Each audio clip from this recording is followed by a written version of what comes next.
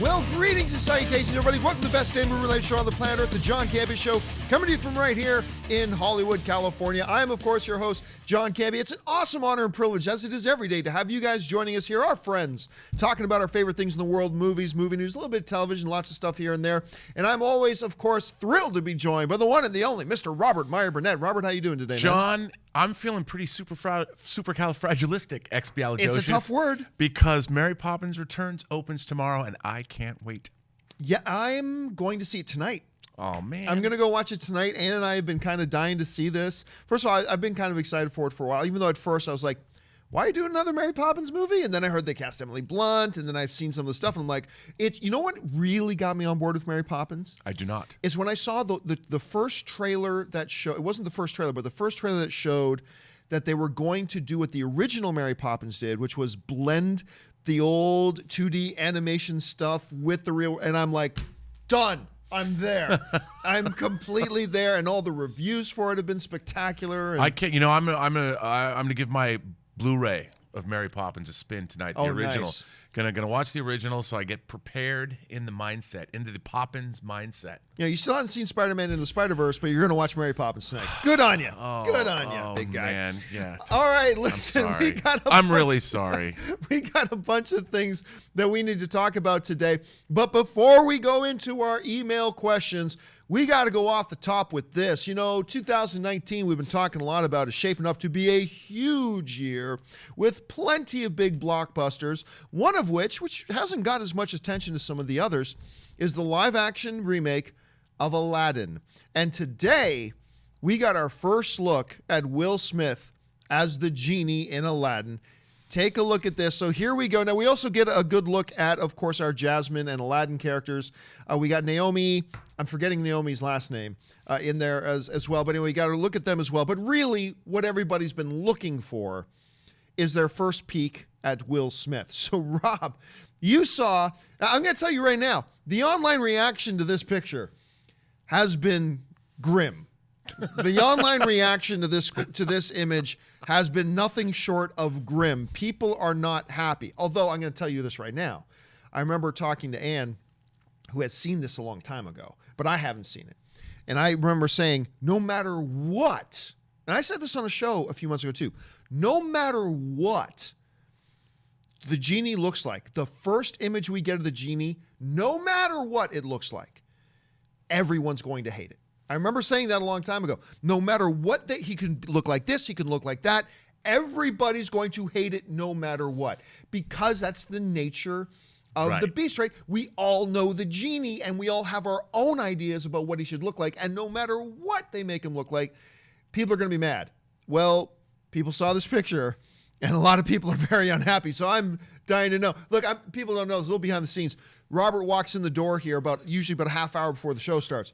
And the first thing he says, man, tell me we're talking about this genie picture. And I'm like, well, as a matter of fact, we are. So, Rob, your reactions to this picture we saw. Well, okay. I am a Will Smith lover. Yes, I you are. I'm a huge, he's the Fresh Prince. You know, I liked him when he was rapping with DJ Jazzy Jeff. You know, parents still just don't understand. They just don't, man. They just don't. I loved him in Independence Day. And, you know, I even watched his whole birthday celebration when he bungee jumped out of a helicopter, you know, the Grand Canyon. I love Will Smith. So, you know, I was excited to hear that he was playing. But here's the thing. I looked at this picture, and he just, with that big goofy smile, he ain't blue, dude. He ain't blue. Now, I would assume that he's going to be blue when the movie comes out, like eventually. Maybe. And fact checker Jonathan made a good point. He said Entertainment Weekly doesn't ever do anybody justice. Like that first picture of Apocalypse, you know, didn't look so great when they had Apocalypse on the cover. Some people would say Apocalypse didn't look great in the full movie. I am not one of those people. But I looked at this picture and I'm like, this whole cast, it looks like, first of all, that guy, he works at Abercrombie and Fitch. You know, I mean, Mina Massoud. Yeah, I mean, it's not exactly that picture does not scream. It screams Vegas to me. It doesn't scream back in the day, right? Back in Persia, back in wherever. I think there are two things to keep in mind here with this photo. And I think there are two very important things to keep in mind. Number one is that, remember, we've already had it confirmed that there's going to be CGI Genie in this. Right. I think this movie is going to give us multiple looks for the Genie. I really do. I agree. And I think there's going to be blue skin Genie. I think there's going to be CGI Genie. I think there's going to be larger than life Genie. I think there's going to be human sized Genie. And I don't think that this one image captures the totality of what he's going to be like in the movie. So I think we're going to get a variety of looks at him, and this is one of them. Now, I'm going to tell you this, and there's a reason for this. My first reaction to seeing this was not nearly as negative as most other people's, because not many people out there, I mean, a lot for Broadway standards, but not everybody goes to Broadway shows. There's not, compared to the average movie-going audience, not a lot of people have seen the Aladdin live Broadway show. Right. Right? I have not. I have. And in the Aladdin live Broadway show, this guy who plays Genie kills it. I believe his name is Major Attaway. I believe that's his name. But take a look at it. This is what Major Attaway looks like playing the Genie in the live stage show, right? Clearly, when you look at the Will Smith look, that's clearly influenced by the live stage, right? And let me tell you what, dude, this guy, I didn't think the Aladdin stage show was all that great, but this guy kills it. Like, every moment this dude's on screen as Genie, he steals the show, and it's amazing. Yeah, you can kind of tell even from that picture that he's going to kill it. He's so dynamic in the role. So I think most people out there, this is just my guess, who may have already seen the Aladdin live stage show, they probably didn't negatively react as much as a lot of other people, because we have some prior background of, oh yeah, this is kind of what he looks like in a live action form. And I know that it works, right? So then I see this picture of the Genie as Will Smith, and I go, okay, well, I already know that this can work, so I didn't have nearly as bad of a reaction at first. Look, if I ever went back to the Schmodown, I'd want to wear Will Smith's outfit in that picture. I like to wear that just to dinner tonight when I go to Chick-fil-A. Fashion choice, he's killing it there. He is killing it with those duds. Now, let's take a look. There's also, we got to look at Naomi Scott. Scott, that's her name. Naomi Scott. Did you just say Watts? Okay, well, Naomi Watts is somebody else. And Mina Massoud, we got another look at them as well. Clearly, this is the scene in the story when she's kind of dressed up as a commoner out amongst the people. They look good. Yeah, I think they look good. I think, look, really what's going to make or break this movie is really, we are all talking about Will Smith and the Genie, but I think ultimately what's really going to make or break this movie is how well we buy into Naomi and Mina as Aladdin and Jasmine. And that's good. And I love Naomi Scott. I think she's beautiful. She's talented. Mm-hmm. I think when I first heard that she was cast as Jasmine, I didn't think of her, but that's a good choice. I think she's going to do well. I don't know enough of Mina Massoud's body of work to really know. Right. But, one of the things Robert and I were talking about earlier before we started the show was, no, seriously, when's the last time Disney, truly crapped the bed? Like really crapped the bed? It's been a while. Marketing John Carter. Yes, but even then, we're going back years, right? Yeah, and Bob Iger had to. John Carter was murdered. I love that movie. And it was murdered because of Star Wars. I unabashedly love that movie. But yeah, it was kind of marketed horribly. But I mean, so I'm going to give them the benefit of the doubt. Not to mention one of my favorite directors is directing it. I even like King Arthur. So there's that as well. So I think I get the first reaction, I do. And you know what? My first reaction would probably have been a lot similar to a lot of other people's had I not seen the live stage show already and seen the influence there. That's a really good point. I mean, so you've already seen it translated into live action. You had a good experience with the Genie. I have not, and I think a lot of people probably haven't, but that's a really good point. I think you should keep that in mind, Aladdin haters. Listen to John. It's a very valid point. And we're going to get different looks. And I think I think they're still keeping a lot behind the veil, as it were, right now. And look. I see what you did there. I know. And look. This is the cover. Quite often with these Entertainment Weekly things, they'll put out the cover first, and then a day or two later, then more pictures from the interior of that issue will come out. maybe they'll give us a couple of the alternate looks at the Genie, or maybe they're going to keep that hidden for a while. Well, I would say, look, I loved the Arabian Nights story, Scheherazade, all that. Give me flying carpets. I don't care. I want to see live action flying carpets again. Whenever I get live action flying carpets, even if the movie isn't so good, I'm there. You know what? The other thing too is I'm all for completely recasting, but if you do have Iago in this movie, if you do have him, I think you got to get Gilbert Gottfried in there to do the voice of him. I just saw Gilbert Gottfried on Bumping Mics, the comedy special thing. Oh my God, that was so funny. He was so funny in that. But anyway, guys, what do you guys think? What was your first impression? Honestly, it's nothing wrong if you had a good first impression or a bad one. What was your first impression of this Will Smith as the Genie look? Jump down to the comments section and leave your thoughts below. All right. With that stuff out of the way, let's move on to our main topics today. And how do we select our main topics here on the John Campea Show? Well, it's really rather simple.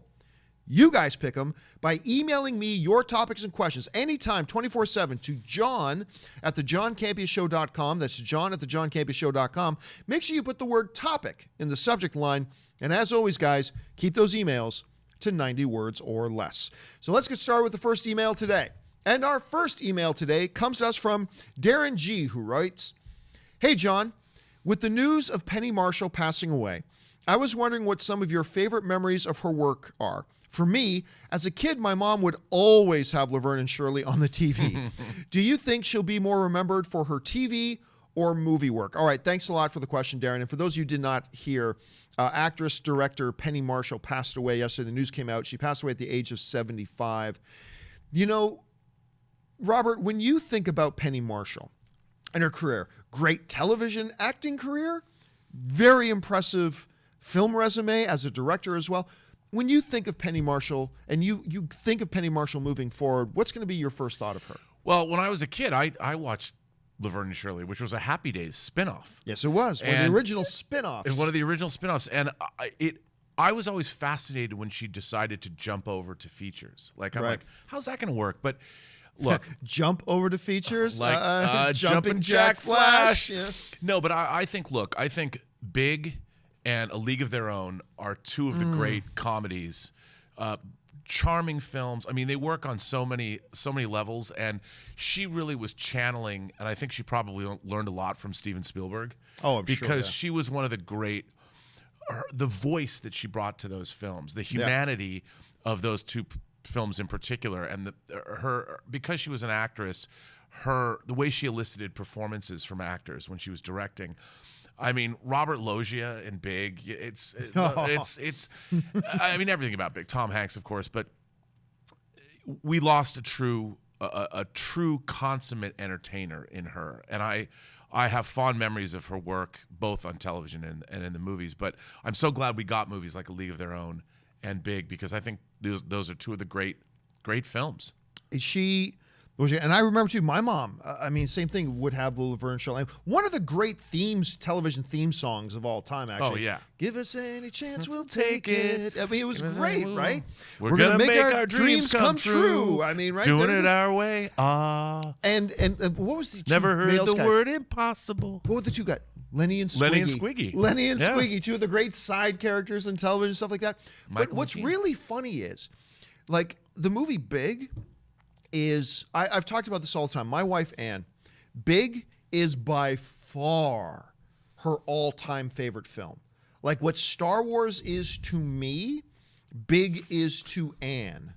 Wow. And, like, to Ann, Tom Hanks is the greatest human being to ever grace the world with his footprint. Like, she would leave me in a second just to have coffee with Tom Hanks. I mean, and I wouldn't blame her. So, I mean... Wait.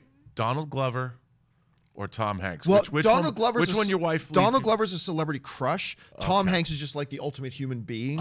So yes, and I would even say Tom Hanks over Donald Glover. I mean, like, she just that's how much Big means to her, right? Big, one of the all-time classic movies, right? So good. Only Penny Marshall's second feature film. Her first was the aforementioned Jumping Jack Flash. And then she goes on from that to doing A League of Their Own. Working with Tom Hanks twice. Tom Hanks always talked so glowingly. Then Awakenings, Renaissance Man, Preacher's Wife. You know what's really funny? With how great she was as a director, she just all of a sudden stopped. Right. Right, like in the mid '90s or something like that. I think Preacher's Wife might have been the last one she did, and she just stopped, which I always kind of thought was weird. But man, she had such a great sense for the light touch of some heavy issues, and did it in such a charming, entertaining way. That's very well said. And I will say this too, as a collector, I'm still waiting to get my Truck-a-Pillar. Remember in Big that he was playing? Oh my God! Truck-a-Pillar. Get on Hot Toys, make one of those. This isn't any fun. This is a building. I want a building that turns into a robot.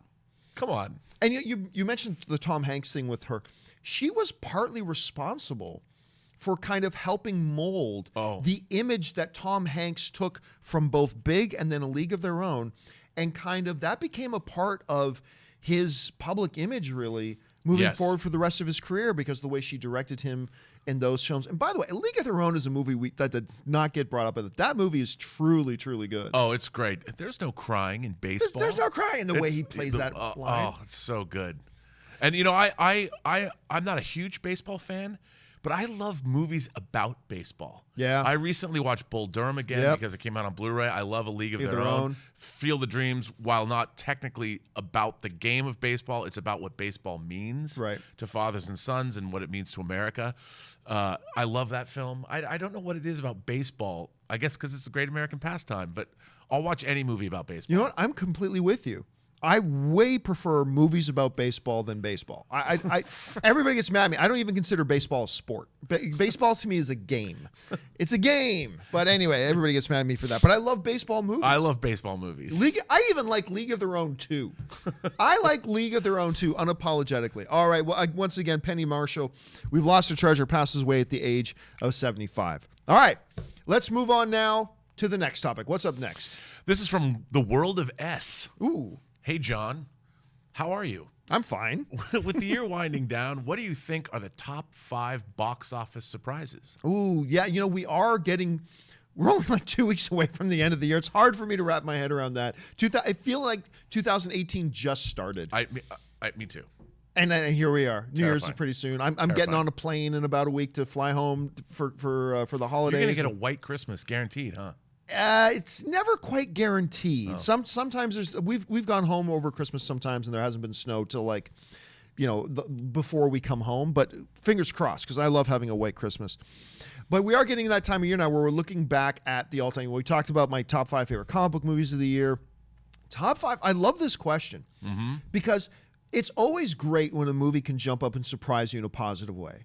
And sometimes that's surprising you with its quality. Sometimes surprising you with how well the public and the movie-going audience embraced it and wrapped their arms around it and went with it. So here's 5 movies for me that really stand out for me, all right? Number 1, Black Panther. Now, some people might be tempted to say, but John, Black Panther's a Marvel movie. Of course it was going to do well. Well, yeah, we knew it was going to do well. Nobody saw $1.3 billion. No, they did not. They did not. And wrap your head around this too, guys. Black Panther domestically made more money than Avengers Infinity War. More people went to go see Black Panther in theaters in North America than went to see Avengers Infinity War. Now, then, of course, Avengers Infinity War way outpaced it internationally. But $1.3 billion, look, it's my second biggest surprise of the year, but you got to have Black Panther. Next is my biggest surprise of the year. Mine too. Venom, because I was one of the only guys who thought this movie can succeed. This movie's going to succeed. But to me, success was like 400 million, 450 million, maybe 5 if it's really good. I never thought that movie could pass $854 million is what it ended up at, which is just insane.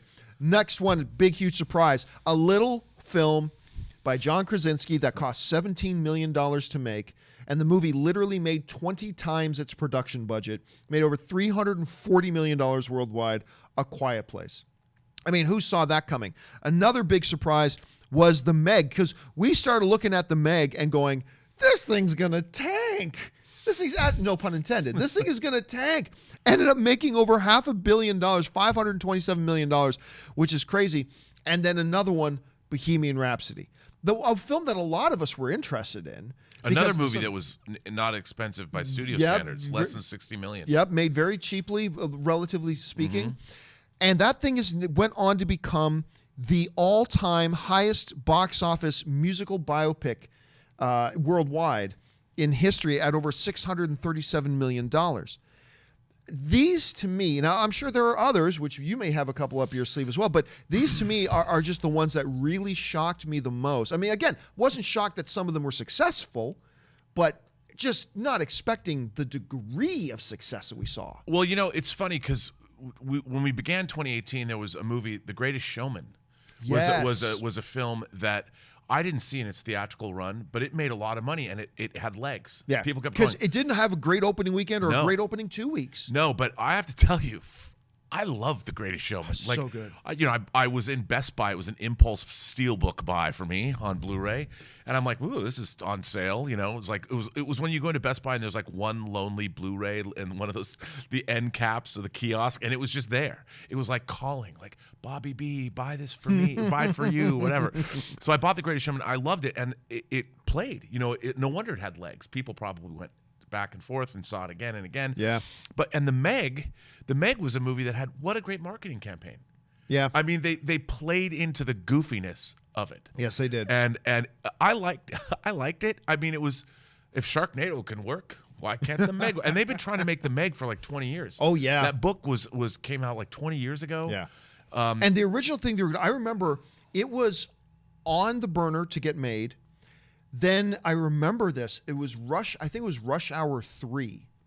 They were going to do Rush Hour 3, and it was so above budget that what they wanted to do, they moved their production things around, and Meg got then shelved. And it originally was going to be a much more serious take. Right, yes. On the whole thing. So that was a big one as well. And by the way, you mentioned Greatest Showman.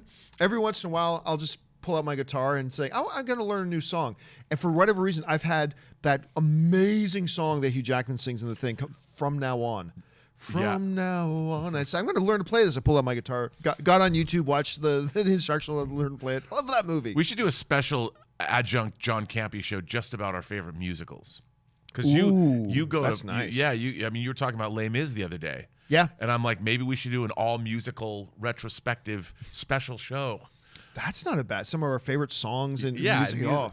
I mean, my favorite musical of all time, in case anyone's interested, is Singing in the Rain. Because not only is it a great musical, but it's about the advent of sound in movies. It's about movie making. And what a great movie. All right, let's move on to the next question. And our next question today comes to us from Jorge Gonzalez, who writes, "Greetings and salutations, John. Today I read a news saying that Aquaman didn't make it to the short list of Best Visual Effects for the Academy Awards. I think the effects in the movie are great and groundbreaking, since up until this movie, we've never seen an underwater world like this on film. How do you feel about the news? Thanks, and keep up the filthy." Well, for those of you who watched the show, yesterday we covered the fact that the short list of potential Oscar nominees for Best Visual Effects was released. They've narrowed it down to 10. We'll find out who the final 5 are here in about a month. So just to jog your memory, here's what those 10 were. We had Ant-Man and the Wasp got nominated, Avengers Infinity War, Welcome to Marwen, Black Panther, Christopher Robin, First Man, Jurassic World, Fallen Kingdom, Mary Poppins, Ready Player One, and Star Wars, A Solo Story is another way you can say it. So these are the ones missing from there was Aquaman. And so, Robert, we didn't really think it. Yesterday, we didn't even mention Aquaman when this stuff was released. You now reflecting back on the list that came out, are you surprised, or do you think that the Aquaman deletion here was a snub of some sorts? I don't know if it was a snub so much as maybe people just hadn't seen it.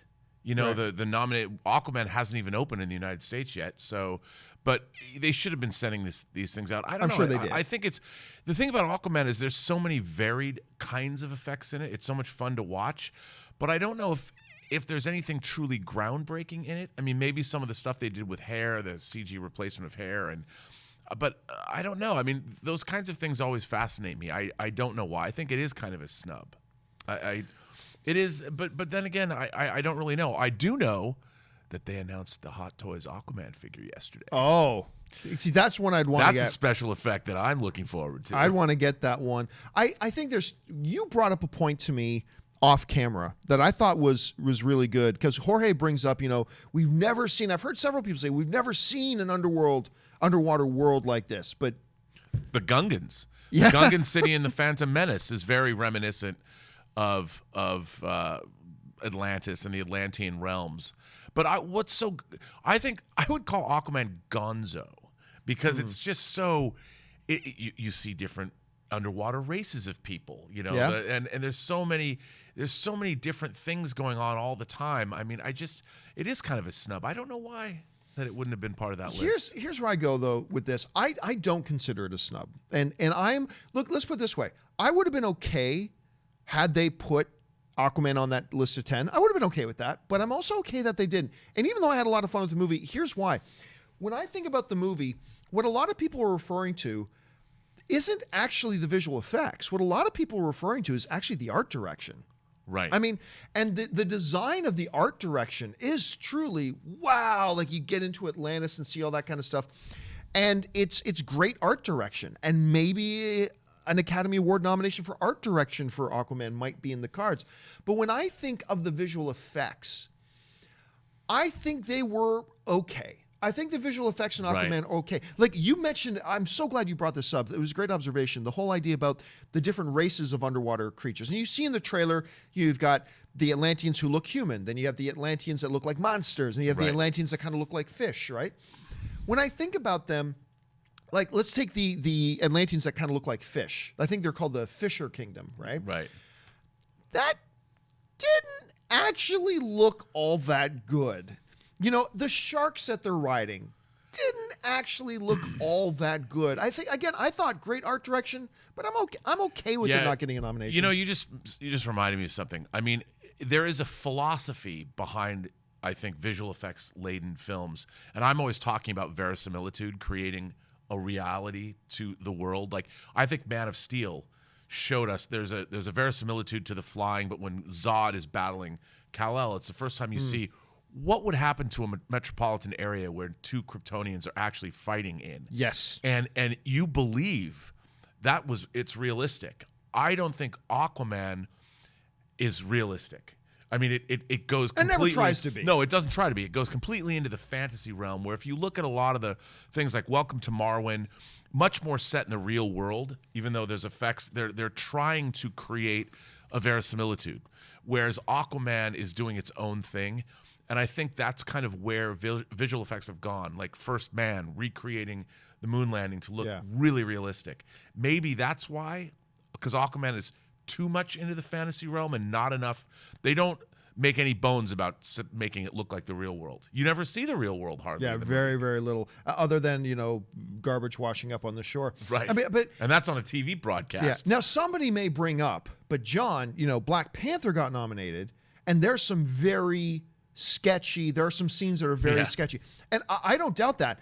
But there's also a bunch of stuff in Black Panther that has exceptional visual effects. Yes. And there are certainly, like, let's face it, the last battle between Killmonger and T'Challa as they're falling down, and that was borderline laughable. Yeah, that I didn't like. Again, there's no more verisimilitude. Yeah. Wakanda's like this believable place in a way that you want to go to, but when you get to that train sequence, it's like you're just watching completely CG. But then again, the scene where T'Challa is like jumping from car to car as he's chasing Andy Serkis through the streets, that looked phenomenal. Yeah, it looked love incredible. that. Well, like Avengers, not a lot of verisimilitude there, but I mean, look, I think that movie Avengers got nominated because of Thanos and all that kind of stuff. Right. Christopher Robin, I believed stuffed animals were actually coming to life. Like, I never questioned it for a second. First Man is great. You don't even realize you're looking at visual effects in First Man. So again, I'm in the place where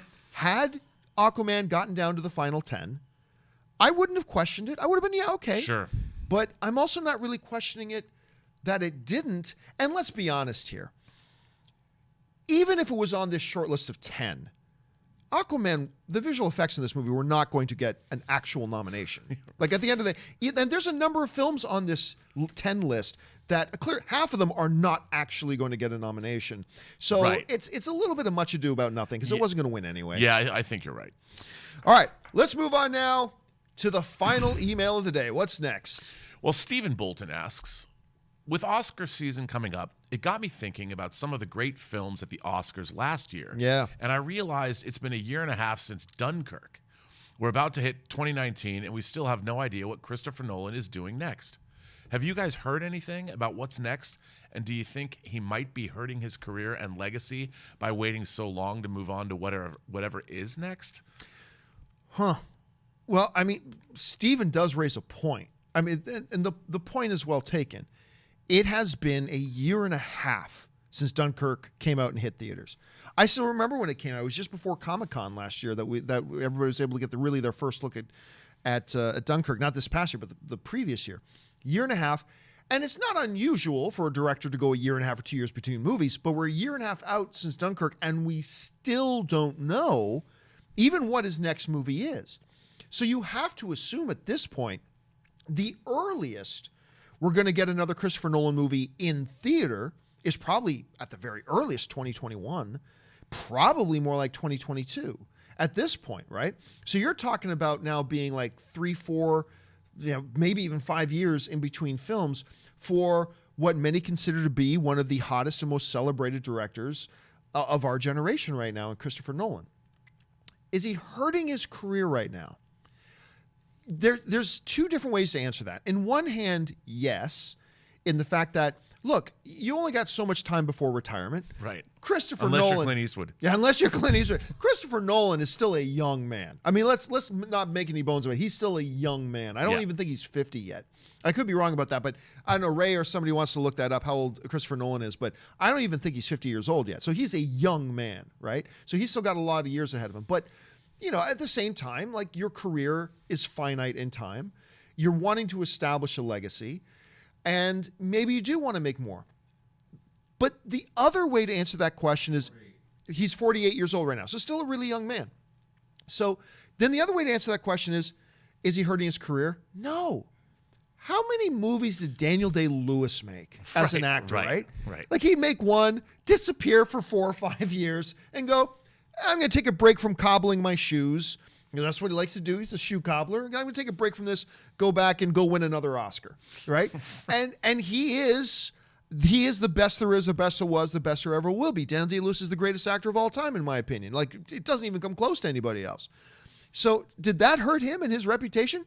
Well, you can make an argument that there's a lot of the general movie-going audience that don't instantly think of Daniel Day-Lewis because he didn't do that much. True, but the body work he has is exceptional. So, look, all I know is I want to see the next Christopher Nolan movie, whatever it's going to be. But I don't know. You hear this, Robert. Number one, why do you think it's been this long? Why do you think it's taking so long to find out what he's doing next? And then, do you think there's any sort of way that he's harming his career by not having something out now? No, I'll look. Here's an example. I ask all of you who wonder about this question. Look at how much time there was between Titanic and Avatar. Yeah. James Cameron waited 10 years to go from one film to the other. And these films, the Christopher Nolan is making films in grand fashion, large scale movies that he needs to probably find what story does he want to tell. Yeah. If you're going to spend 2 years of your life or 3 years of your life sometimes to make movies, they better be damn good stories. And I think Christopher Nolan's in a position now where, look, I'm sure people didn't want him to make Dunkirk. Like, I'm sure Warner Brothers is like, a lot of people were not interested in that. You want to make a story? Americans don't even know about Dunkirk. Why do you want to make this? It turned out to be a great film. I really loved Dunkirk. I thought it was this riveting, almost an art film about this scene in World War II. This rescue on the beach during the time of Churchill. I loved it, but I think Christopher Nolan's waiting to see or looking for what is going to be the next great thing for him, and whatever it's going to be damn special because. As much as I didn't like Interstellar very much, but it's Christopher Nolan, from Following to Memento to Insomnia to the 3 Batman films to Inception. The guy has an incredible legacy, even if he didn't make another movie ever again. Untarnished. Great filmmaker. And another thing I think people need to keep in mind is, unlike a lot of directors who, and this some of the greatest directors of all time, find a script that really speaks to them, think I can make something great out of the script, take the script and go start the process of filmmaking. Christopher Nolan tends to like having himself and his brother write the scripts for his things, right? So there's a really strong possibility that right now Christopher Nolan is tucked away in his cottage in the Swiss Alps right now, writing his next big thing, by the way. I guarantee you, somebody already knows what Christopher Nolan's going to make. Yes. He's already gone he's the kind of guy that walks into a studio and says, I want to make this. I want to make the script right. He's probably already got his next movie green lit. We just don't know what it is. Well, let's be honest. This is Christopher Nolan. He has his next 5 movies green lit, whatever he wants to do. Plus, I mean, you know, sometimes you just got to hang out on the beach with your lovely wife and drink a few mojitos and, you know, like go dancing, salsa dancing in Cuba. Well, look, that brings up another good point. I mean, there's a real strong possibility here. Look, it's well documented that making Dunkirk took a toll on Christopher Nolan. And when you watch that movie, no guff. Yeah. You never say no guff anymore. Anyway, no kidding. That just started a whole new... that's the whole thing. Hashtag no guff. It's going to be trending on Twitter here within the hour. So, I mean, I think we sometimes underestimate. I know I underestimate the fact that making these films can be taxing. I remember sitting down with Joss Whedon literally about 4 days after he put final picture lock on Avengers Age of Ultron. Right. That was a beaten man. That was I remember you saying that. Beaten man. This dude, he was like... He was trying so hard to be accommodating. He was trying so hard to be engaging. He was trying so hard to be, hey, I'm here to promote my film. But you could just see it as like, somebody, please, like just put me to sleep for a year or something. Put me out of my misery. Like he was so hurting. Right. And Christopher Nolan tells some stories about how Dunkirk took a lot out of him. There's a possibility here. You know what? Christopher Nolan said, you know what? Okay, final picture lock in Dunkirk. By the way, got him his first and only Best Director Academy Award nomination was finally Dunkirk. All right. My movie got nominated for Best Picture. I got my first Best Director nomination. See you guys in 2022. Right. I'm taking off to Banff, Alberta, Canada, or to the Swiss. I'm going away for 3 years. I'm going to enjoy my $5 billion in the bank account, and I'm just going to relax. And look, if he did that, who can blame him? No one. I mean, when you're that successful already and you've made that kind of money and your films, you know, 2 Dark Knight movies gross $1 billion, you know, you do want to take some time and enjoy life. Yeah. And you know what? This other thing about Christopher Nolan, he set a precedent that I wish more directors would follow. And because remember, what did Christopher Nolan do? We all think, the first thing we think about with Christopher Nolan, and it's understandable, is the Batman films. But it's not like he sat down and did 3 Batman films and did a bunch of other ones. He did a Batman film. Then he went off and did, I can't remember, it was The Prestige was the next one after that. Then he came back and did another Batman film. Then he did Inception. Then he did another Batman film. Then he did, Interstellar came after that. Like he did a comic book movie, something else. Comic book movie, something else. Comic book movie, something else. And I just love that pattern. It's something, as much as I love what the Russos are doing, I'd love to see even the guys like the Russos do an MCU movie, go off, do another movie. Then come back and do the MCU again, go off and do... it's just a great pattern he set that I wish more directors would do. I agree with you. That old adage, well, I do one for them and one for me. One for me. That's what George Clooney saying. Yeah, and that's kind of... That's a great way to be. And plus, he did... The ones that he did for himself, The Prestige, Inception, and Interstellar, were great. Yes, they were. I saw I saw Inception 8 times in the theater. I was obsessed with Inception when it came out. There's reasons why I won't get into here, but I was obsessed with this movie, and I was so happy he made it because they didn't think it was gonna. The Warner marketing people took credit for its success. They're like, this movie wasn't going to be a success. Nobody was going to go see this movie, and it also made almost $1 billion. You know what you did, marketing department of Warner Brothers? You put the name Christopher Nolan on it. Yeah, that's so well done, marketing department. Well done. I'll tell you what, still my favorite. Nobody ever get my favorite Christopher Nolan film is Insomnia. And that's a remake, though. Love Insomnia. It's a great movie. But what he did with that, with Robin Williams, 2-time Academy Award winner. Al Pacino. There's Al Pacino, but 2-time Academy Award winner from Boys Don't Cry or Girls Don't Cry. Hilary Swank was in that as well. Robin, Amazing movie. Yeah. It is still my favorite, even more than Memento. I think that's one of his most underrated. Well, obviously, I think it's underrated because it's my favorite Christopher Nolan film. Anyway, all right, guys, that will do it for all of our main topics. Now, let's take a little bit of time and go take some of your live questions. A bunch of you guys are watching us live because we do this show live. For those of you who are watching us later, we do this show live every day, Monday through Friday at 9 a.m. Pacific Standard Time. So make sure you come on in and join us live sometime. So let's go over to the live chat board. We're going to start off with Ben Hayuser writes, at first, I didn't know how to feel about Will Smith's unbluish look, but again, it's just an image. Plus, Will said he'd be blue in CGI in the movie. Yeah, again, Ben, it's one of those things. I believe there's going to be several images of the Genie. I think we're going to get several different looks from the Genie throughout. Sometimes he's going to be human live action, looking like the live stage show. Sometimes he'll be blue in CGI. Now, I don't know that for a fact, but I mean, I believe they've said before there's going to be CGI versions of him. So I think we've got more things to come. All right, Ben also follows that up with, so Wizard World Comic-Con will be held here in New Orleans next month, and Aquaman himself, Jason Momoa, will be there. I must get tickets. You know, one of the great things, I think one of the things that really opened up like comic conventions for a lot of people was when comic conventions became for more people than just the comic book readers. Right. And when you start bringing these, and you give fans a chance to come and see their favorite actors and their favorite heroes and the guy. And yeah, look, you just Comic-Con in San Diego, blah, blah, blah. But even for something like this, just having Jason Momoa there can get people excited to go. Oh, yeah. Who's your favorite person that you actually got to saw at one of these conventions? I'll tell you, that's a very good question, and I think it's the moment that Comic-Con changed. The San Diego Comic-Con changed. It was when Jack Nicholson came to Comic-Con to promote Wolf, his movie Wolf that he did with James Spader. I was like, Jack Nicholson's going to come to Comic-Con? You know, and then all bets were off because he's one of the biggest movie stars ever. He's Jack. And if Jack's going to come to Comic-Con, you know, I mean, and that was when I think it really cracked open. It really cracked open. Celebrities started to come and it became more important. It's all media. San Diego's now all pop culture. They even call it a pop culture celebration. Yeah, and look, you know, don't ever underestimate. We work in Hollywood. You know, we'll go to parties or we'll be at bars or we'll be in a hardware store and you run into a celebrity that you like and know. But most people don't have that experience. So when they go to these conventions, they can see these people. It's really special for them, and I think it's great, and it's really, I think, created a sense of community amongst fans and creators when they can go see these things. I think it's great. It was just the other day, Ann and I pulled up to a stoplight. It was over by the Warner Brothers lot, which we drive by every day. And we pulled up to a stoplight, and Ann looks beside us. She goes, that's Adam Levine in the car next to us. And Adam Levine's in the car, and I'm pretty sure he was just playing Fortnite on his phone.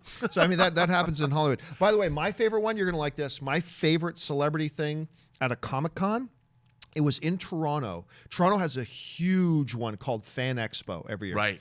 And a number of years ago, this is before the first J.J. Abrams, like 2 years before the J.J. Abrams movie came out. I was invited. It was only me and 3 major television stations and me from this little website called The Movie Blog that I was running to go and sit down and interview William Shatner and Nimoy, Leonard Nimoy. Wow. And it started with the two of them just doing a panel. It was just the two of them on stage for an hour and a half telling stories, which was some of the most hilarious shit I had ever heard in my life. And then getting to sit down to talk with them, that was my favorite one of all time. I knew you'd appreciate that. I do. I very much appreciate that. All right. We got to keep rolling here. Okay, Murray Reich writes, I took my wife and my mom for her birthday present to see Mary Poppins at Dolby AMC, and we enjoyed it. Blunt and Miranda performance was great. And then he follows it up with, the Bank Kids were adorable. Most of the music was good except for Streep character. Left theater with big smile. Brought back my childhood of them. I cannot wait to see Mary Poppins. I mean, obviously, Rob's been talking about it. Me and Ann are going to run out and see it tonight, so I'm obviously going to talk about it on the show tomorrow, but I can't wait to watch that, man. Good on you for bringing your wife and your mom. That's, by the way, every year, that's one of my traditions. I go home, visit my family, and at least one day I take my family out to a movie. Usually it's been Star Wars. No Star Wars this year, but it's one of my favorite traditions. So good on you for doing that, Murray. Ben Rayner writes, keep or lose, Saving Mr. Banks and Finding Neverland. Ooh. That's a good one. I like Finding Neverland. It's one of my favorite Johnny Depp performances, actually, ever. But you know what? I'm going to go Saving Mr. Banks. And Colin Farrell, everybody talks about Tom Hanks in the movie, understandably so. Who's the lead actress in that with her? Is it Emma Emma Thompson. Colin Farrell steals that movie. Colin Farrell, I one of the biggest Oscar snubs to me was Colin Farrell not getting a Best Supporting Actor nomination for that. I thought it was great. I love these both, but I'm going to go Saving Mr. Banks. I am too. I like Saving Mr. Banks a lot, and I am an unabashed Colin Farrell fan. I love Michael Mann's Miami Vice, the feature film. I love both versions. I love the director's cut. I love the theatrical version. I love him as Sonny Crockett. Sue me if you don't, but I do. Yeah, I'd go with Saving Mr. Banks. I liked him as Bullseye too. I did too, actually. He's having a great Let's time. see. James Welsh writes, if you did a TED Talk, what would it be about? Oh, that's easy. I already kind of did one. I should repost this video I did because a couple of years ago, AMC did their annual big convention, right? And they invited me to come and be one of the keynote speakers at it. Wow. And I went and I did my little speech on why movies matter. That's actually the name of it, and why movies matter. That's some people just think it's movies are just an interesting little distraction. To me, movies matter and why. And instead of going into it all right now, I'm going to repost that video. I'm going to take that video. I'm going to repost it again and share it with you guys. And if I did a TED Talk, it would be about the significance of storytelling and why movies actually matter and what they can do for us. Rami J. Royster writes, you guys talked about Lord of the Rings a lot, but you still haven't played Shadow of Mordor yet. Guess what? So we went into GameStop the other day, and for those of you, like Ann and I, I've talked about this on my social media. Every year, Ann and I do Adopt a Family. I only mention it because it's not too late. Guys, get in touch with your local city government, find out about your local Adopt a Family program, and get involved. Ann and I have been doing this for years, and it's always one of the most moving, fantastic experiences, and you get to make a family's Christmas. I was going to say, in GameStop? Well, here's what we did. We decided to splurge a little bit this year. And one of the things that we got, because it's a family with 4 kids, right? So we decided to get them an Xbox. Wow. With a couple of games. So I'm in there, though, and I have a PS4 right now. And I'm there picking some stuff out. And I happen to walk by the PS4 section. And in their used game section, sitting right out, is Mordor. Shadow of Mordor. And I've had a bunch of people on the show tell me, you got to play Shadow of Mordor.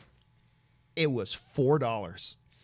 So I'm like, what do I got to lose? So like yesterday, 2 days ago, I can't remember when Ray, me, and Ann went, but I grabbed Shadow of Mordor, so I will be playing that here pretty soon.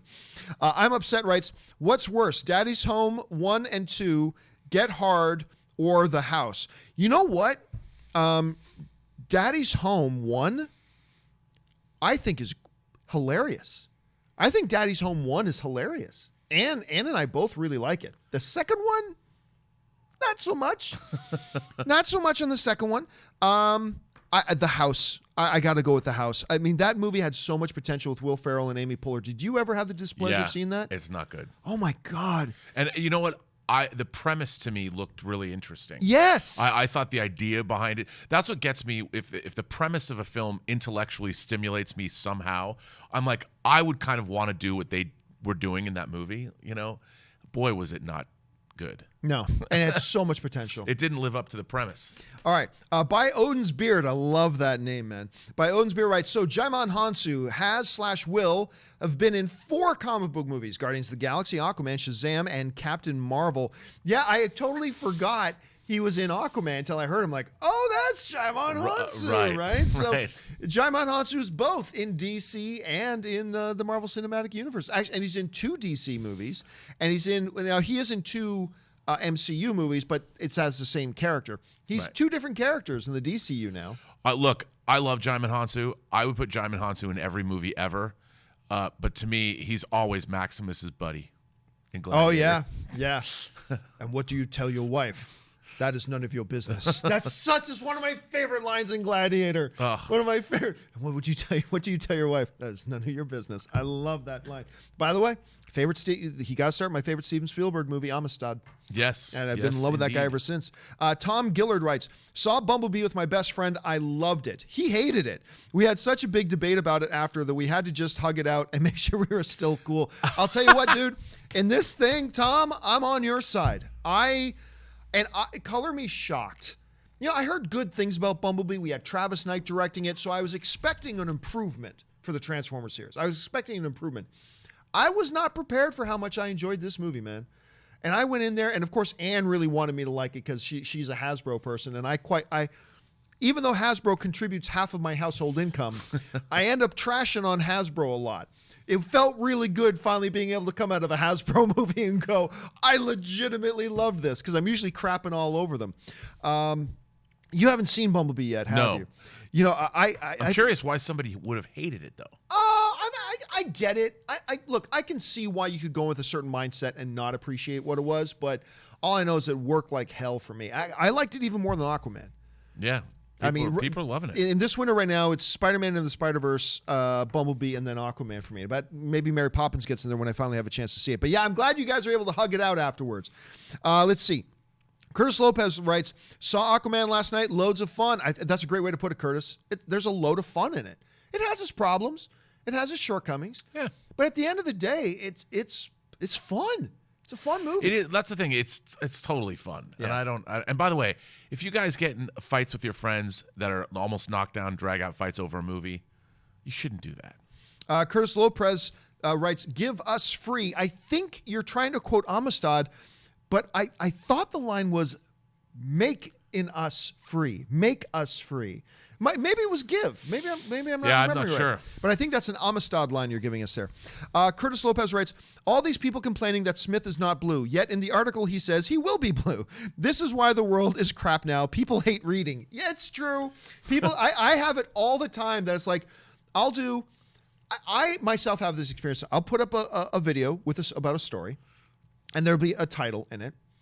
And then somebody will inevitably get in the comment section and complain about something, and I'll go, you clearly didn't watch this video before commenting, because I clearly addressed that already. But yes, people get upset by a lot of things. But hey, look, at the same time, I'm sure there are people who did read the article, but still look at the picture. I mean, like, take a look at this, guys. They look at this picture, and it's not what they wanted. Hey. And it's not what they wanted to see. And that's fine. There's nothing wrong with that if they like it and if they looked at it and they didn't like it. Nothing wrong with that. But yes, we do need to keep in mind, it's like, okay, this isn't the final story, though. We are going to see more of this, and we're going to see how that kind of all plays out. Spencer Main writes, so this is what it feels like. Oh, yeah, somebody says that as they're dying. Oh, it's Logan. That's Logan, right? That's the Logan line which says, so this is what it feels like as he's dying? I thought so. I think that's Logan. You might have stumped me, Spencer, but I think that's from Logan. Paul Baranek writes, do you remember the 1991 movie Point Break? Oh, God, I talk about Point Break all the time, Do you remember you mean directed by Catherine Bigelow? That's stars right. Anthony Kiedis from the Red Hot Chili Peppers is in that movie. Point Break rules, by the way. And by the way, the first Fast and the Furious is a shot-by-shot, plot point by plot point ripoff of Point Break. Oh, totally. No, it really is. Watch Point Break and the first Fast and Furious movie back to back. And you know, other than Lethal Weapon, one of the great Gary Busey performances. Oh, Gary the ex-presidents are surfers. I mean, Point Break, it's so great. One of the great action films of all time, directed by Catherine Bigelow. Watch it, love it, feel it. Yes. And if you don't need to know anything else other than Patrick Swayze's character's name is Bodhi. Bodhi. That's all you need to know. But by the way, I should finish reading Paul's email. Oh, yes. Do you remember the 1991 movie Point Break? I saw it for the first time last week when my film professor showed it to us in class, and that film deserves way more recognition. Such a wild and fun ride. So good. Oh, yeah. And the ending. It is like one of these epic endings as he goes out into the giant wave. He ain't coming back. You know, it's like, oh. Spoiler alert, John. Oh. Maybe I just did. No. Watch it anyway. It's great. Plus the action. Johnny Utah. It's got one of the great. There's a foot chase where one of the characters picks up a dog and throws it at the other character. It's great. The movie's great. All right. Spencer Main writes, best movie, Fellowship, Towers, or King? I mean, look, I love them all. And Return of the King is not what it is without the other two. Sure. But Return of the King. Yeah, well, the thing about, Return of the King's epic, but they're all one story. Yeah. So to me, you can't pick one or the other. I mean, first of all, I think Fellowship will always be my favorite because it was my first experience. It brought us into Middle Earth. And when I was working on the extended editions of those films, when we were working on Fellowship, when we started, we hadn't seen any of the movie. And they showed like 20 minutes of it in Cannes. And then New Line had us come, the DVD. It was like a secret we came down to New Line's headquarters and we saw this 20 minutes that they showed, and my jaw was on the floor. It was the Mines of Moria sequence, and I was just like, I couldn't believe what we saw. It just remarkable. So yeah, I will go with the Return of the King as mine. But I mean, they're all. Oh, and by the way, whenever anybody asks me my top 10 favorite movies of all time, one of the slots is for Lord of the Rings, and I just count it as one thing. Yeah. And I also do that for Star Wars, like Star Wars, Empire, Return of the Jedi. I just count it as one slot, Star Wars. But yeah, for Return of the King, absolutely. Dead Dog Productions writes, did you get a chance to see The Other Side of the Wind, the new Orson Welles movie? I have not seen that. Have you had a chance? Mm-hmm. You did. What did you think? I watched They'll Hate Me When I'm Dead and The Other Side of the Wind. It's a pretty crazy movie. I don't think it's entirely successful. And I love seeing John Huston. John Huston was also one of the great directors of all time, yes, but he was also an actor. And it was just great seeing him, but it's a really interesting movie. I don't think it's a great movie, but it's definitely worth watching. But watch it after you've watched the documentary about Orson Welles that touches on the making of the film. They'll Love Me When I'm Dead. Watch that. That documentary is amazing. Maximum Effort 44T writes, watched The Shining for the first time since I was a kid last night. Holy shit, I forgot the brilliance of that film. It's nuts. That movie is just plain, because I had the same experience. I watched it again for the first time in a long time just recently. And it was like, this movie's just out of its mind, batshit crazy. I mean, it is so weird. And like Jack in that movie is just like nuts. You know, Stanley Kubrick is my favorite film director. What's really interesting about The Shining is all of it takes place in bright light. None of it takes place in the dark shadows until the very end of the movie. I was just saying when they get out into the maze. But the rest, all the fear and the scary moments in that film it's bright. It's not dark. He doesn't fall back to using darkness, and that's pretty impressive. Sveen86 writes, have you seen the How It Should Have Ended dub of Transformers? I have not. I love How It Should Have Ended stuff. Yeah, they have made some all-time great classic stuff. Speaking of Lord of the Rings, their Lord of the Rings, How It Should Have Ended is great. Eagles dropping the ring into the volcano. There, we're done. Could you imagine if we had tried to walk all this way? I mean, they do some great stuff, but I haven't seen that one yet. Jack Reacher writes, it took 7 years, but my adopted sister finally watched A New Hope. She enjoyed it, but it didn't blow her socks off. We watch Empire on Saturday. That's the thing about Star Wars, is that so much cinema has borrowed from Star Wars that things that were, narratively speaking, really like fresh and great when Star Wars came out. It's like now we've seen it 100 times because a lot of it came from Star Wars. It's so heavily influenced by Star Wars. So I'm not surprised by that at all. I mean, it's great that she even liked it. I'm not surprised, but I think Empire will still get her. Empire is one that can still get people for the first time today, I think. Well, people forget 2019 Star Wars is going to be 42 years old. Yeah. You know, and since it's been ubiquitous with us ever since, when people go back and watch, it's definitely a product of its time, even with the special editions footage. It's great. It's fantastic. It changed cinema forever. But, you know, when you've seen the movies that have come out today, especially if you've seen Lord of the Rings, Star Wars is going to be like, oh, that was good. Colt R writes, Die Hard 2's budget was $70 million, and that was a lot for that time. Yeah. And made $240 million in total, doubling that of the first film. Amazing for a sequel. Well, I mean, that's kind of the trajectory they want sequels to go, right, especially when the first one was a successful film. They want to see those numbers go up. But yes, absolutely, that's exactly what they wanted to see when that movie came out. And look, no one knew Die Hard was going to be Die Hard when it came out. They were very surprised by the success of that film. Yes, I think to this day. And Bruce Willis actually talks about that. Like, nobody thought Die Hard, not the filmmakers, like nobody thought it was going to become this huge, iconic thing. Nope. Razor's Edge Frisbee writes, man, James Wan may have surpassed Snyder when it comes to directing action sequences. Also, no spoilers, but is it too early to call the trench scene my all-time favorite scene in a comic book movie? So intense. Well, we don't want to go into too much about what the trench scene is. The movie still hasn't officially opened yet in theaters. I'll say this, though. I think James Wan has an incredible eye for action. I think he's got a great eye for action. But say whatever you want about Zack Snyder. Dude puts together some pretty great action sequences. Yeah. Sometimes without proper narrative purpose. But, I mean, you referenced earlier, I think the combat sequences in Man of Steel are maybe the greatest combat sequences in any film ever. I mean, it's just, I mean, yeah, the scope of the airport scene in Civil War Right. is, I mean, that's just nutso. That's crazy great. But the fight between Zod and some of Zod's underlings there versus Superman, I just remember watching it and being so, just sitting in awe Yeah. of what I was seeing. So I don't know. I mean, I think James Wan maybe overall might be the better director out of the two, maybe. But when it just comes to Pierce, if I had to just get a director just to direct one action sequence for me, I might go Zack Snyder. Which one would you take? You're making a movie, and you had to pull in a director for 2 months just to film this one huge set piece action sequence. Which guy do you go with? You know, it's interesting. I think that's a tough call. To me, the mark of a great action sequence is how do you show two characters fighting, fist fighting. You know, the choreography, forget all the histrionics of blowing up buildings and lasers and this. I want to see two characters fighting. And how are you going to shoot that? Just like whenever I see a reel, like an editor's reel or a cinematographer's reel, I want to see how do they shoot two people sitting at a table talking? Because that's tough. Yeah. It's tough to do that. The King's Speech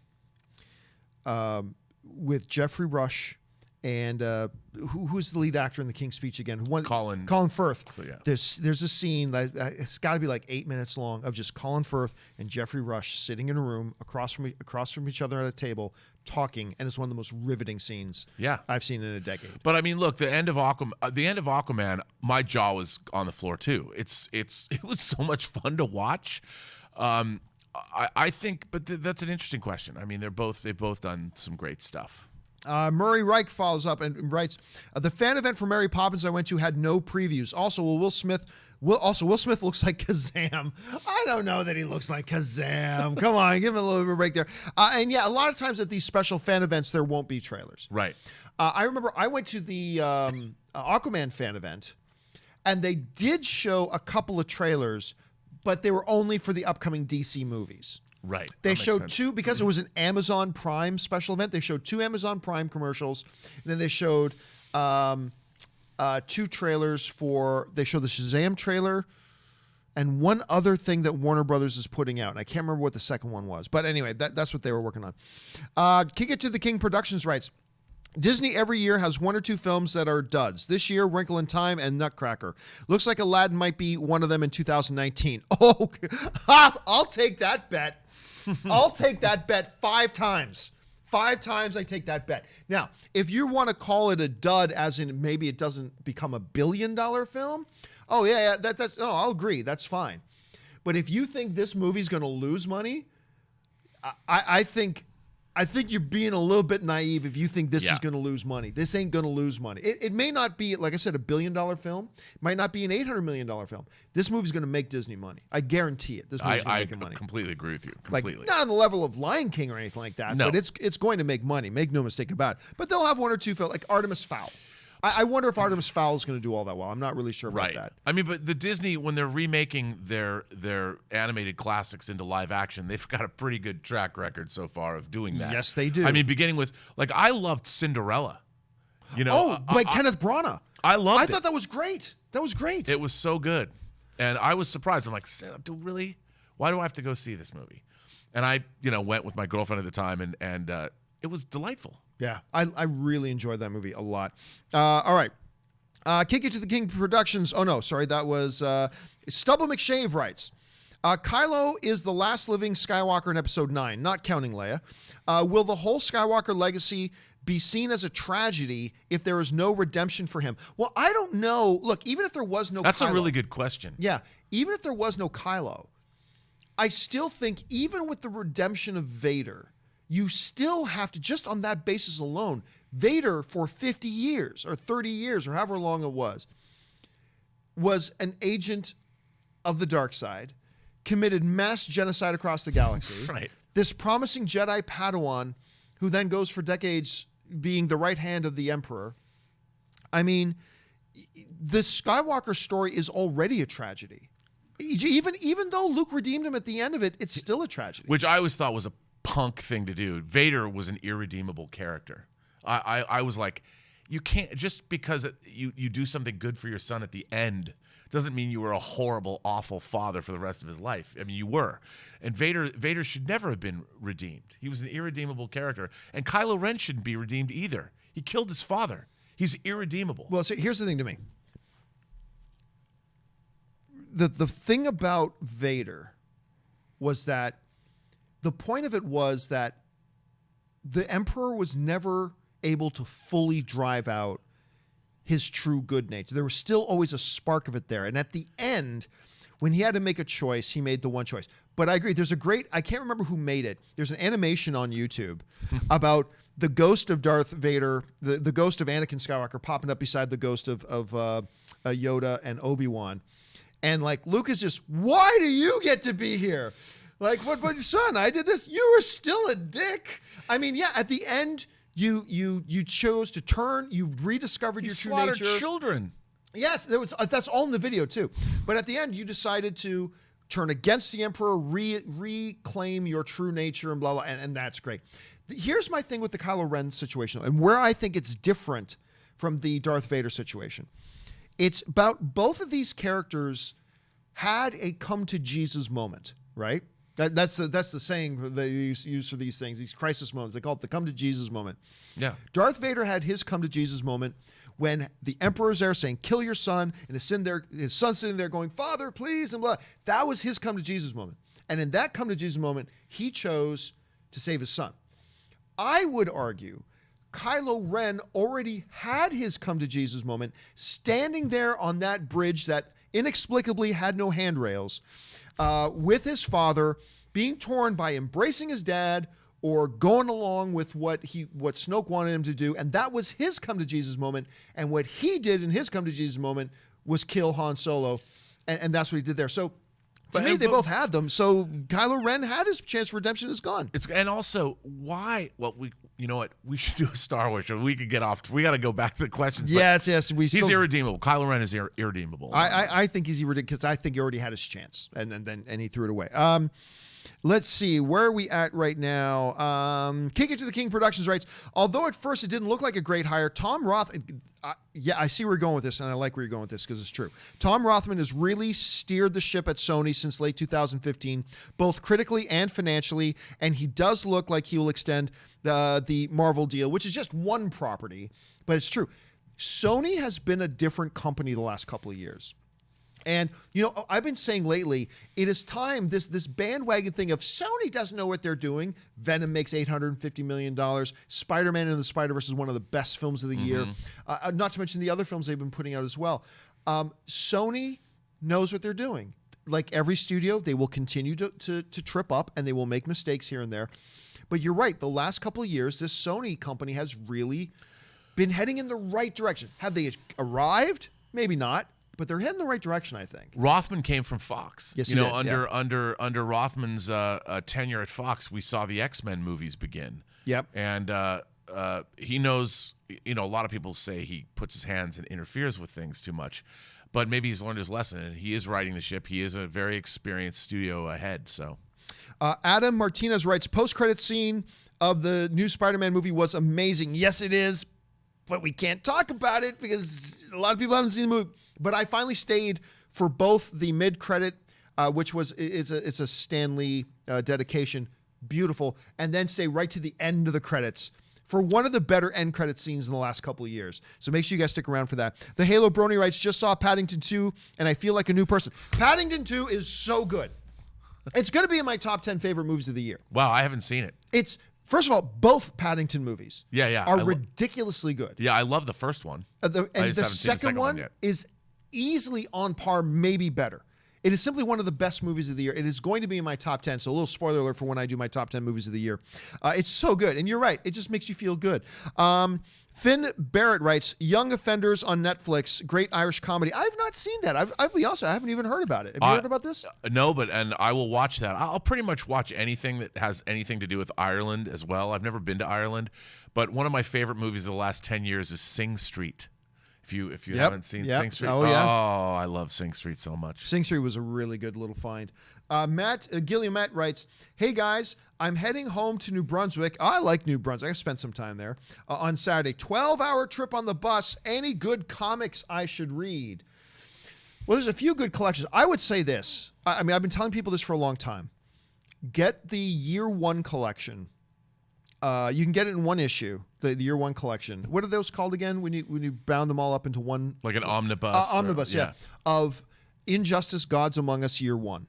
It is still some of the finest writing I've read in a comic book in a long, long time. You'll eat it up and you'll just fly through. That's one. What would one? You know, it came out a couple of years ago, but Daniel closed his book Patience.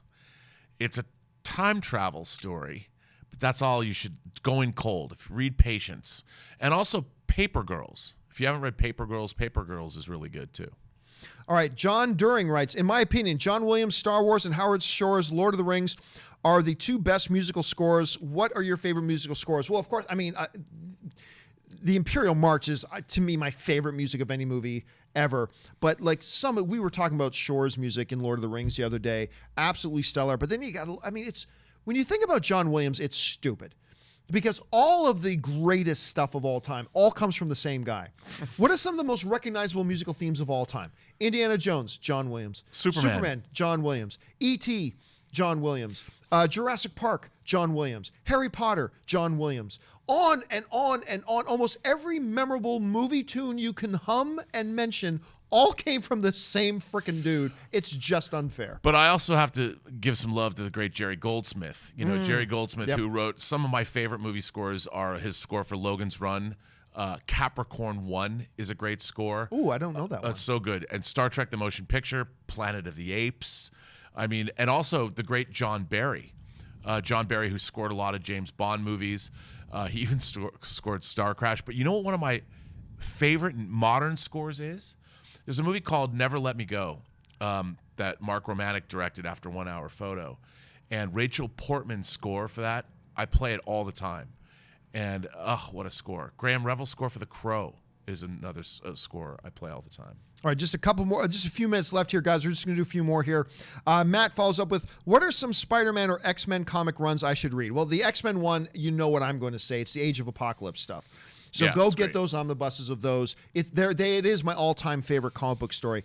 Good Spider-Man one. The Kraven the Hunter. Oh, the Kraven stuff is story is great. Yeah, I mean, I love that. And you know, there's so many great X-Men runs.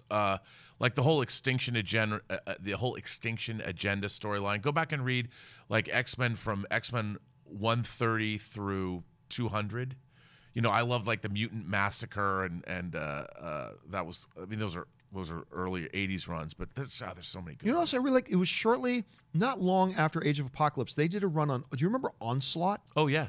Who was the amalgamation of the Magneto and Xavier? Yeah. That was a nice little run. I like the Onslaught stuff. That was collected into a huge omnibus, too. Right. So you can get there's so many different X-Men stories. Of course, Days of Future Past is very different from the movie. Very different from the movie. You know, and the Dark Phoenix saga, you have to read the Dark Phoenix saga because the movie's coming out. Read the original comic saga. All right, Genie was human. Oh, sorry. The Halo Brony writes, Genie was human in the original too. Prince Ali. Oh, well, he had a human form, right? Didn't he take on a human form during that? Prince Ali.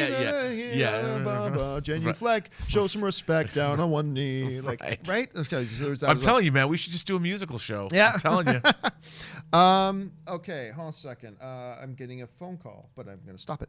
Okay, let's see here. What's next? Alex Von Gollum writes, hey, team, what if Thanos already knew of Tony's nightmare death scene? I don't think he did.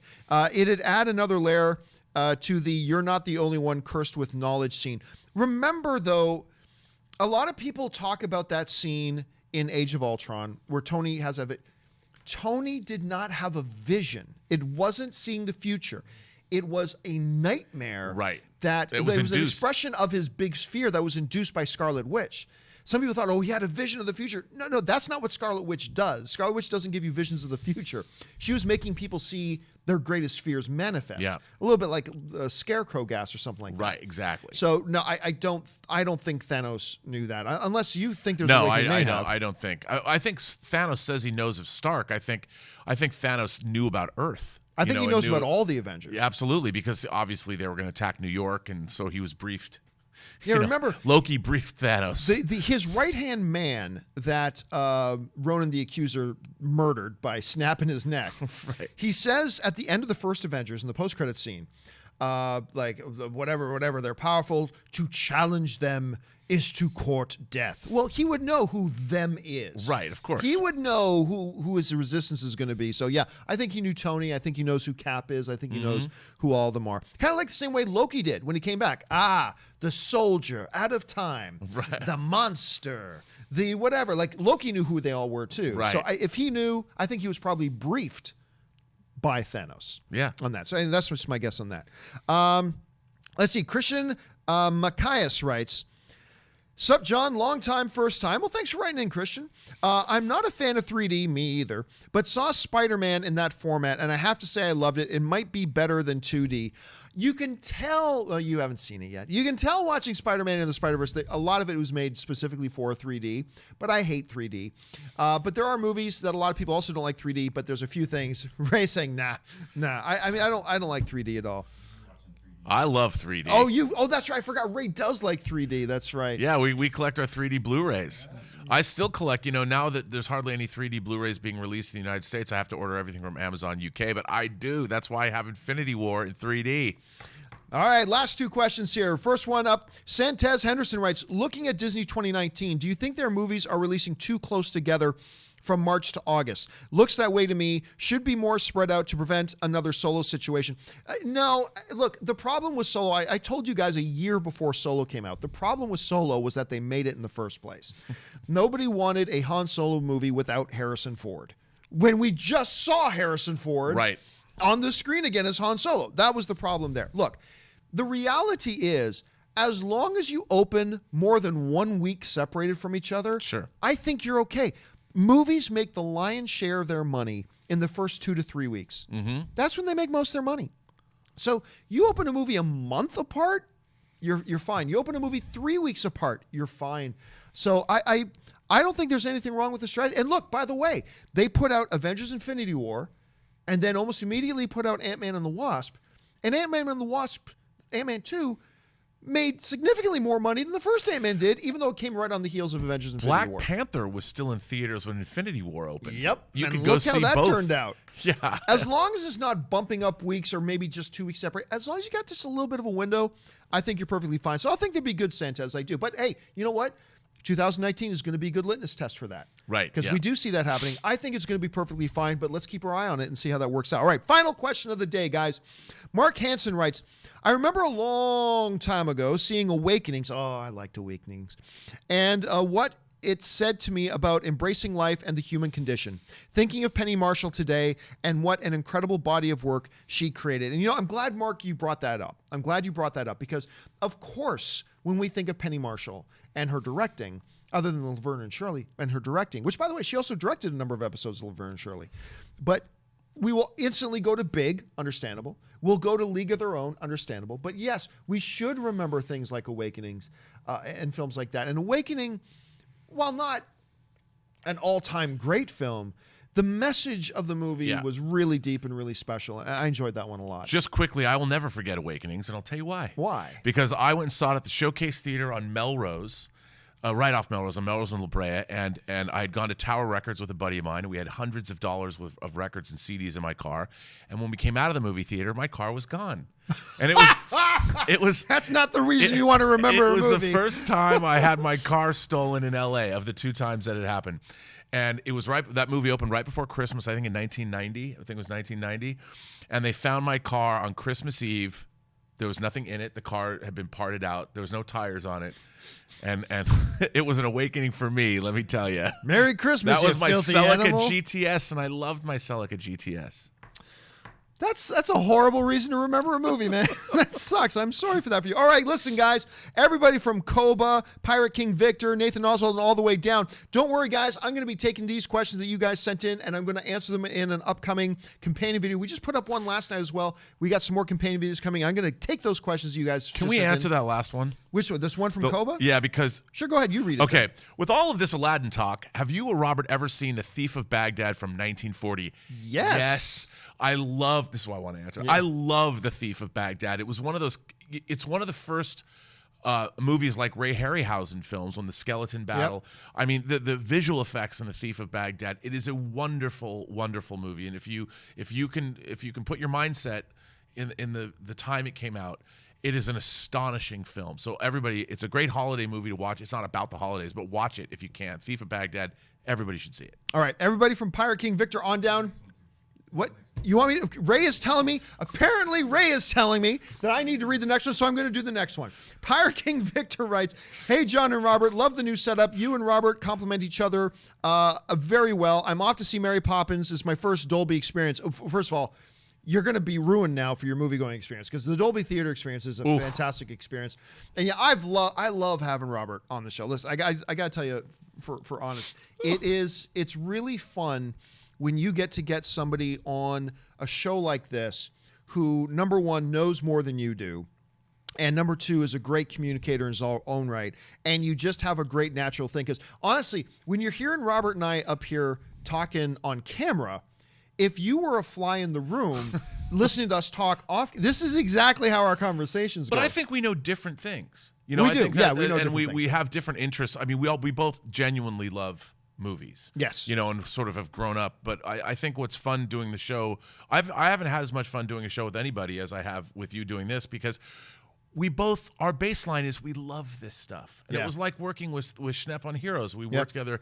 He loved that stuff so much. But you and I like talking the business of movies, and I like talking the industry because we're both interested in it. Yeah. And that's what makes it fun. Yeah, and it's really enjoyable. And it always helps when it's just a really good guy, too. So thanks for saying that, man. I appreciate that. I appreciate it, too. And thank you to Ray for pointing out that we should read that last one. All right. Nathan Oswald all the way down now. Don't worry, we're going to take those questions. We're going to answer them in the companion video. That will do it for this installment of the John Campea Show. Thanks so much for being here, guys. Don't forget, it is Wednesday. That means it is time for the Weekly Hero before Christmas. Robert and I are going to be doing the next episode of the Weekly Hero a little bit later today, and of course, I'll have that put up online tonight. Keep your eyes open for it. Don't forget, we'll be back again tomorrow, guys, right here, same bat time, same bat channel. Thank you to Fact Checker Jonathan, to Ray, to Rob, and to all of you guys for being here and letting us be a part of your day. We really appreciate that a lot, guys. Thanks a lot for being here. My name is John Campea, and until our next video, bye-bye.